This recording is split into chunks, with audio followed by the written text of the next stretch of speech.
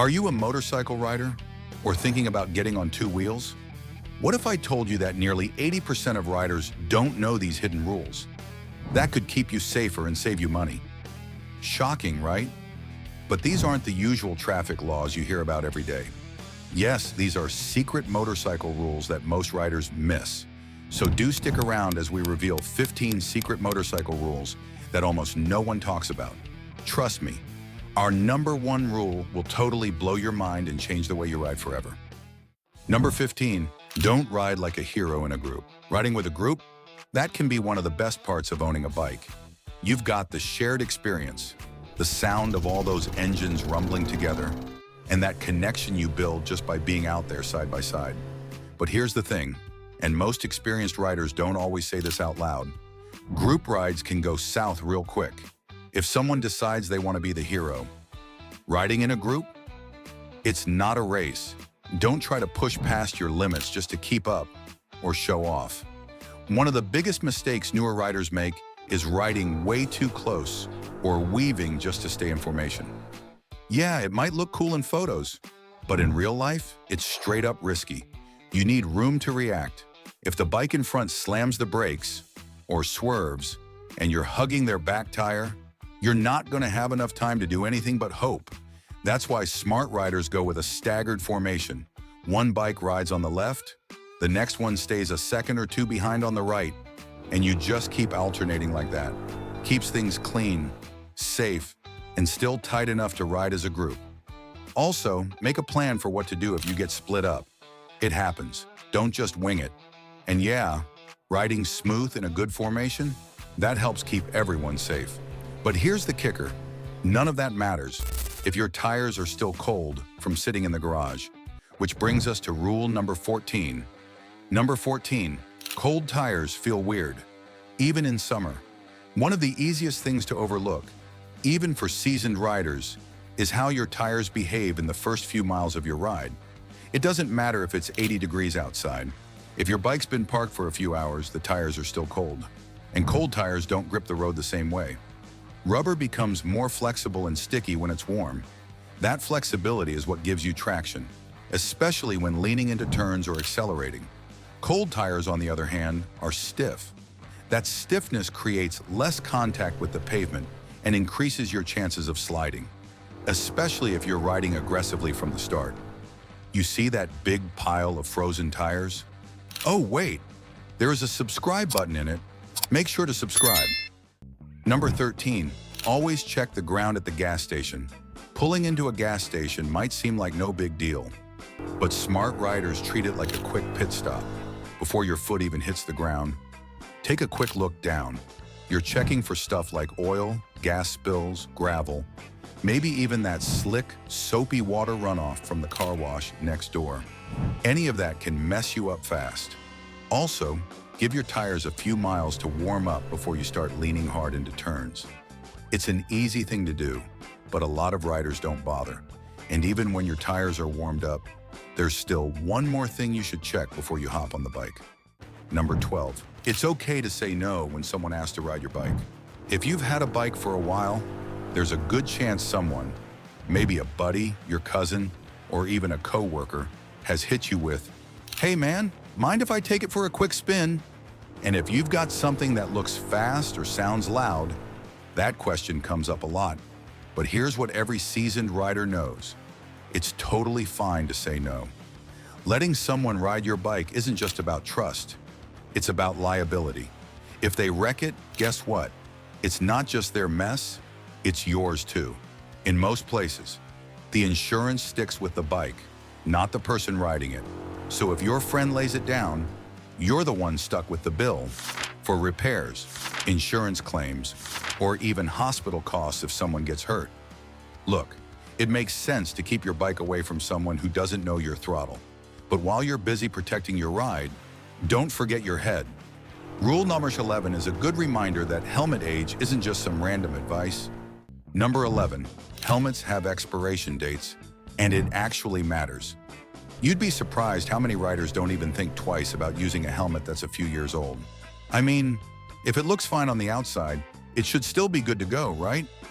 Not really. Most helmet brands actually say you should swap it out every 5 years. And no, that's not just some sneaky way to get you to buy more helmets. Thing is, helmets don't last forever. The materials break down over time. That outer shell, usually made from polycarbonate or fiberglass, can get weaker from sunlight, heat, and just general wear. But the real problem? It's on the inside. That foam liner, the EPS layer, is what's supposed to take the hit during a crash. But as time goes on, it starts to stiffen, it compresses a bit, and eventually it just can't protect your head the way it's meant to. Even if you've never dropped it, that old foam won't do much in a bad crash. That 5-year swap isn't about pushing gear, it's about keeping your head safe when it counts. And while your helmet's aging liner might surprise you, there's another hidden hazard on even the hottest days, one that shows up long before you feel it. Number 10, don't let maintenance slide. It shows. Riding a motorcycle means you're constantly exposed to the elements, road conditions, and wear and tear. One thing every experienced rider knows is that regular maintenance isn't just about keeping your bike running. It's about staying safe and keeping your reputation solid. When you let maintenance slide, it's obvious to other riders and can even put you in danger. Small things like worn tires are easy to overlook but can be deadly. Tires with low tread or cracks reduce grip, especially on wet roads or during sharp turns. Even if your bike feels fine at first, worn tires increase the risk of slipping or losing control. A dry or rusty chain is another silent killer. The chain transfers power from the engine to the wheels, so if it's not properly lubricated, it can snap or cause jerky movement. This not only damages your bike, but can cause an accident if the chain breaks while riding. Brake fluid is one maintenance item most riders forget until it's too late. Low or dirty brake fluid reduces braking power and responsiveness, which can be critical in emergencies. Regularly check and replace brake fluid to keep your brakes sharp. Dull or broken lights don't just affect how your bike looks. They affect how visible you are on the road. Riding with dim headlights or non-working indicators makes it harder for other drivers to see your movements, increasing the chance of collisions. Your bike says a lot about you. When it's clean, well-maintained, and in good working order, it shows you care about safety and take pride in riding. Neglect signals the opposite. It suggests carelessness and can make others doubt your skills or judgment on the road. Regular maintenance is more than a chore. It's your safety net. It protects you, your bike, and everyone around you. A spotless chain and fresh brake fluid tell riders you care about safety. But even the most polished bike can let you down if you're not ready to stop on a dime. Next up, rule number 9 explains why resting your fingers on the front brake lever isn't a trick. It's a lifesaver. Number 9, covering the front brake saves seconds and sometimes lives. One habit that separates seasoned riders from new ones is keeping at least 2 fingers on the front brake lever, especially in traffic. It's called covering the brake, and it can make all the difference when something unexpected happens. When you see a car roll through a stop sign or someone step off a curb, every fraction of a second matters. If your fingers are already resting on the brake lever, your reaction time is shorter. Studies show it can take up to a full second just to move your hand to the brake if it's not already there. At 60 miles per hour, that's over 88 feet traveled before you even start slowing down. Covering the brake doesn't mean you're riding the lever or applying pressure. It just means your fingers are in position, ready to act. It becomes muscle memory after a while, and once it does, it's one of the easiest safety upgrades you can make. Having 2 fingers poised on the lever cuts your stopping distance noticeably, but a quick stop won't help if you roll into an intersection without a glance. Rule number 8 reminds you to always check left and right before charging a green light. Number 8, never trust a green light without checking left and right. Just because your light turns green doesn't mean it's safe to go right away. Riders who've been at it for a while know this. The most dangerous part of your ride? It's often those first few seconds after a light changes. That's when people run reds, try to squeeze through a yellow, or just aren't paying attention at all. If you're on a bike, you don't have that big steel shell around you like a car does. So riding defensively, that's not optional. It's just how you stay alive. Every time you get a green light, especially in the middle of a busy city or some sketchy country intersection with bad visibility. Just take half a second. Look left, look right, then go. That little pause, it could literally save your life. Same goes for stop signs. Just because it's your turn doesn't mean the other guy saw the sign or is even gonna stop. Plenty of riders have been hit by someone who says, "I didn't see them." And honestly, they're probably not lying. Bikes are smaller, harder to spot, especially out of the corner of someone's eye. And watch out for cars turning in front of you. Someone coming the other way might think they've got time to make that left turn. Maybe they think you're going slower than you are. That type of crash, super common, and it can get ugly. So green means go. But smart riders treat it like go when it's safe. Don't let being in a hurry get you hurt. Half a second to scan both ways? Way more valuable than any right of way. That quick glance can be the difference between cruising on and getting slammed. And once you're through the intersection, keep in mind, trying to match someone else's speed can be just as risky. Number 7, ride your own ride, not someone else's pace. You know, riding with a group can be one of the best things about having a bike, but it can get real risky if you start trying to match someone else's speed, especially if they've got more experience or they're on a totally different kind of bike. That pressure to keep up can make you take turns faster than you're ready for, brake later than you normally would, or push your bike harder than you should. And that's when things go wrong, like overcorrecting in a corner, fixating on something you shouldn't, or even running wide off the road. Smart riders get it. There's no room for ego when you're on two wheels. What matters most is staying in your comfort zone and keeping control. And if that means dropping back or letting the group go on ahead, that's totally fine. Anyone worth riding with won't have a problem with that. Matching someone else's speed might feel like camaraderie, but pushing beyond your comfort zone is a quick path to trouble. And even if you stay in your lane, missing a simple pre-ride check can strand you, or worse. Number 6, always do a quick safety check before every ride. Experienced riders don't just jump on their bikes and take off. They spend a few minutes doing a quick safety check every single time. This habit might seem basic, but it's saved countless riders from trouble. Before you start the engine, check your tires for proper pressure and any visible damage like cuts or embedded objects. Underinflated tires affect handling and braking, while overinflated tires reduce grip. Then make sure your brakes work smoothly, both front and rear. Test your clutch and throttle to confirm they move freely and return to their normal position without sticking. Lights and signals are another must-check. Turn on your headlights, brake lights, and indicators to ensure they all work. A broken signal or light can lead to dangerous confusion on the road, especially at night or in heavy traffic. Finally, glance at your chain, if your bike has one. It should have the right tension, not too loose or tight, and be well lubricated. A neglected chain can snap or slip, causing you to lose control. A fast tire pressure and light test routine prevents roadside breakdowns. But confidence in your bike won't help if you forget the golden rule that keeps drivers alert to your presence. Number 5, always assume no one sees you.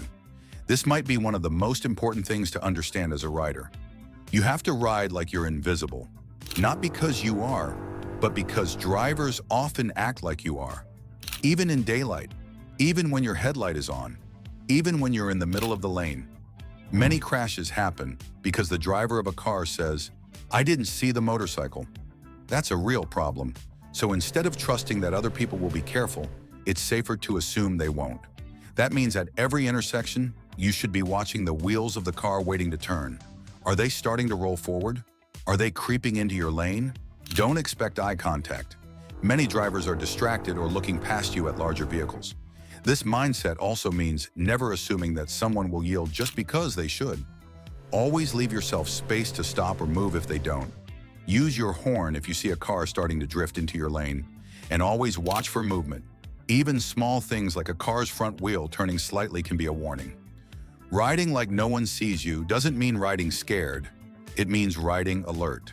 It's not about expecting crashes. It's about staying sharp so you don't get caught off guard when someone makes a careless move. Riding like you're unseen sharpens your senses, but if you stop there, you miss a technique that actually makes other road users take notice. without stepping into reckless territory. Number 4, ride like you're invisible and unpredictable. This rule builds on the last one. If you assume that no one sees you, then the next step is to make yourself harder to ignore. That doesn't mean riding recklessly. It means changing your behavior so you don't blend in with the background. Most riders stick to a straight line in their lane, barely moving, hoping their headlight or gear will make them visible. But the truth is, drivers notice motion more than they notice steady lights. So instead of being still, move around a bit. Change your lane position from time to time. Slightly weave within your lane when slowing down. Flash your brake light early when approaching a red light. These small actions create motion, and motion grabs attention. The gear you choose next could be more valuable than any speed you pick up. Number 3, your gear matters more than your speed.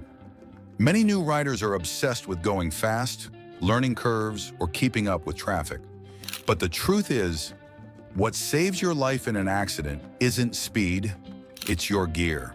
There's no federal law that says you have to wear full gear in the US. Some states don't even require helmets for adults. But experienced riders know that proper gear is the difference between walking away and being carried away. Your helmet protects your head, not just from deadly trauma, but also from concussions and brain damage. Gloves protect your hands from sliding across asphalt, which is often the first thing that hits the ground in a crash. Jackets and pants with armor protect your skin and joints. But no matter how tough your armor is, there's one communication tool you might be underusing. That could prevent more crashes than any jacket. Number 2, use your horn to get attention, not to express frustration. Many riders hesitate to use their horn, or they only use it when angry or annoyed. But the horn is one of the most effective tools you have to alert others to your presence and avoid accidents. Using the horn early and politely can warn a distracted driver who might be drifting into your lane or about to pull out without seeing you. A quick beep is often enough to catch someone's attention before a dangerous situation develops. The key is to use the horn as a safety signal, not as a way to vent frustration. Blasting the horn out of anger can escalate road tensions and doesn't improve safety. Instead, think of it as a helpful reminder for others to look around and be aware. Experienced riders use short, timely honks to communicate their presence clearly, especially at intersections or when passing through blind spots. This simple habit can prevent many near misses and crashes. A well-timed beep can stop a near miss in its tracks. But even with your horn ready, riding too close to the vehicle ahead can still leave you with nowhere to go. Stay tuned for rule number 1 on keeping the right gap. Number 1, don't follow too closely even if traffic is slow. Tailgating is dangerous no matter what you ride or drive. On a motorcycle, following too close is especially risky because you have less protection and less time to react if the vehicle in front suddenly stops or slows. Many riders think it's okay to squeeze close in, slow, or stop-and-go traffic to keep moving faster or claim more road space, but this can backfire. If the vehicle ahead brakes hard, you might not have enough time or space to avoid a crash. Keeping a safe distance gives you room to maneuver around hazards or debris on the road. It also gives you better visibility, so you can see the traffic ahead instead of just the back of a car. A good rule of thumb is to keep at least 1 to 2 seconds of distance at low speeds, and more at higher speeds. This gap helps reduce stress and gives you time to spot problems early. Following safely isn't about being slow, it's about being smart and prepared. It makes your ride smoother and much safer. See this next video on the screen? Watch it now for amazing content. Subscribe if you haven't already.